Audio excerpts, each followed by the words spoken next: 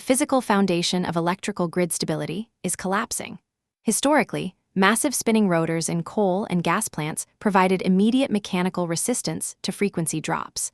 Replacing these thermal units with solar and wind removes this critical rotational inertia.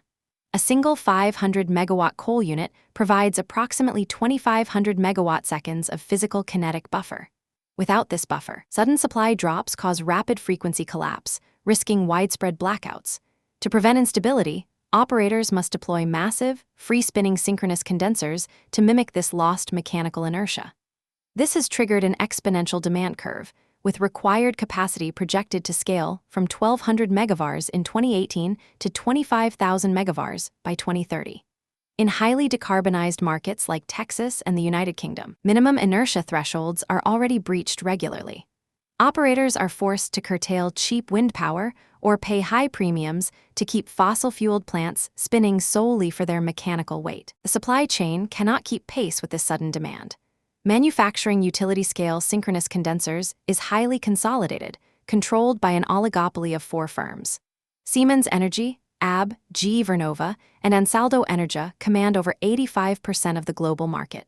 Average procurement lead times have tripled, rising from 12 months in 2018 to 34 months in 2024. Projections show lead times reaching 38 months by 2026.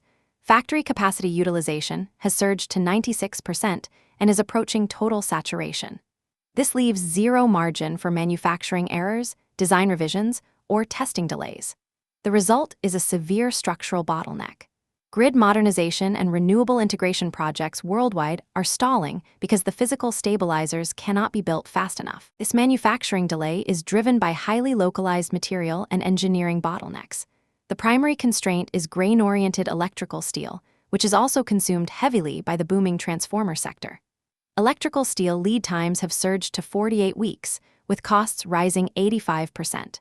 Furthermore, forging the massive rotor shafts, which weigh over 50 tons, requires specialized heavy hydraulic presses. The global queue for these critical forgings has expanded from 26 weeks to 72 weeks.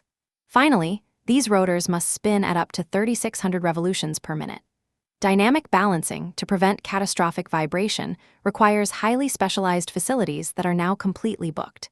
These physical constraints in metallurgy, precision machining, and testing mean that capital alone cannot resolve the grid stability crisis. The transition to renewable energy remains fundamentally bound by the limits of heavy industrial engineering.